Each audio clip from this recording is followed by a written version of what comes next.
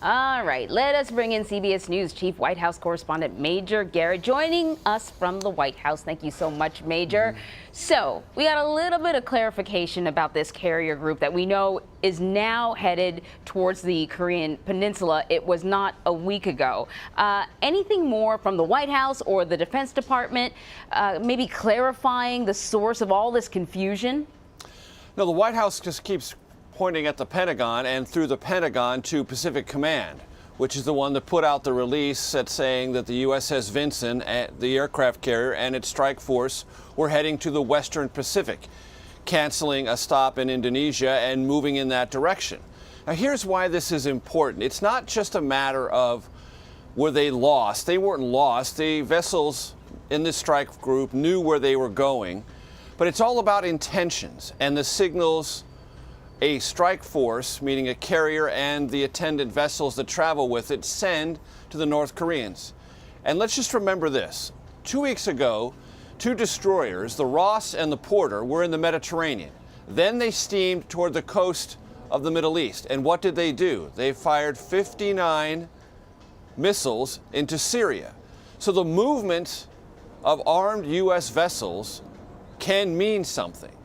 And in this context of what the North Koreans are or are not assuming about U.S. intentions, where that aircraft carrier strike force is and what intentions it may be is a very relevant question. And that's why this has created not just something that the White House feels defensive about, but U.S. allies in the region are saying, wait a minute, don't you understand? The North Koreans are volatile. They may or may not understand the signal you're trying to send. And when Kim Jong-un, the dictator of North Korea, talks about preemptive strikes or trying to gauge whether the United States is preparing to strike North Korea, the movements of an aircraft carrier and a strike force may factor into that. It leaves open at least the theoretical possibility of miscalculation. Now, there is this sort of countervailing conversation going on here at the White House that this is all part of what the president likes to do, keep people guessing, never make clear his actual intentions, never take anything off the table, and leave people a little uncertain what he's doing or what he intends to do. But with the situation in the North Korea and its nuclear program, its on-edge mentality about what the United States may or may not do preemptively, this has rattled the South Koreans, it has somewhat rattled the Japanese, and created a secondary conversation about what the United States is actually trying to accomplish in North Korea that undercuts these very delicate negotiations with the Chinese and them applying pressure on North Korea to reduce and not increase tensions. Right, and add to that something that we heard from the Secretary of State Rex Tillerson yesterday. He sort of ratcheted up the rhetoric on North Korea. What did we hear from him yesterday that we have not heard yet so far? So in the Bush administration, George W. Bush, hoping that a concession to North Korea would deter it from pursuing nuclear weapons and the ballistic missile technology to deliver them to the mainland United States, took North Korea off the list of state sponsors of terrorism. That was a hope that a concession might lead to negotiation and a workable result. It did not. The North Koreans took that concession, continued research on their nuclear weapons themselves, and the ballistic missile technology they hope might someday allow them to be delivered, or at least threaten to be delivered, to the mainland of the United States. What Secretary of State Tillerson said yesterday is we're going to review that decision. We may place North Korea back on the list of state sponsors of terrorism, and that would further isolate North Korea and place China's longstanding relationship with North Korea in the context of it's not just a geographical ally of yours, it's a state sponsor of terrorism, and now you're crossways with the United States on that. So that's a new dimension to the diplomatic toolkit the administration is trying to use with North Korea. And it's worth pointing out that there's been a lot of bluster and a lot of rhetoric the last couple of weeks, but it appears most of what this administration is focused on is economic sanctions and diplomatic pressure. Many of the exact same tools attempted to be used unsuccessfully by the Obama administration, the George W. Bush administration, and the Clinton administration before that. Yeah, very good point. Rex Tillerson also talked about Iran and promised a comprehensive review of the Iran nuclear deal. I want to play a little bit of sound and then we'll talk about it on the other side. Let's listen to this. This deal represents the same failed approach of the past that brought us to the current imminent threat we face from North Korea. The Trump administration has no intention of passing the buck to a future administration on Iran.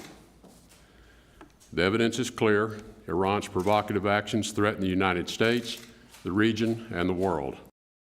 So, some tough talk for sure, but the interesting thing about that statement is it came just hours after the State Department confirmed that Iran is complying with the nuclear deal.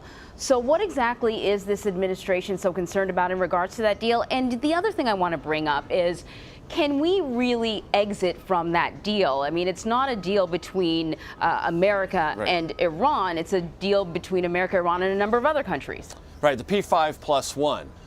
Great Britain is involved. Germany is involved. Russia is involved. China is involved.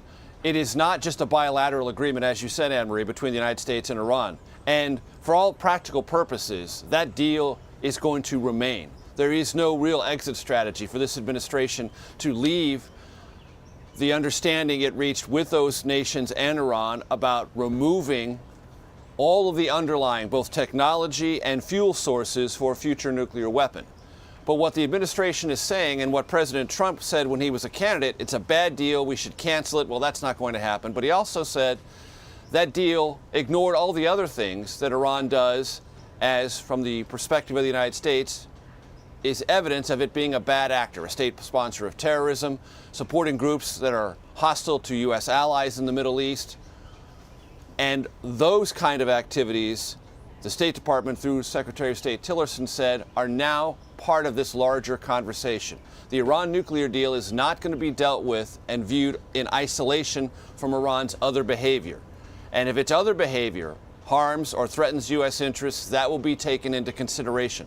That is a departure from the Obama administration, because President Obama believed, and he built much of his foreign policy with Iran around one central perspective, which is if you try to solve the nuclear deal and create a space, 10, 15 years, where Iran cannot obtain a nuclear weapon, a lot of other things become less threatening. And dealing with that issue was the first and foremost goal of his foreign policy with Iran. The Trump administration doesn't believe that. What they're saying is, yes, the Iran nuclear deal is complying, it's valid, it's probably going to stay, but everything else Iran does is now part of the larger conversation, and the United States will pursue sanctions or other means of deterring Iran from those other behaviors, which this administration asserts is just as threatening, or are just as threatening, as its pursuit of a nuclear weapon. All right, Major Garrett at the White House. Thank you so much, Major. Sure.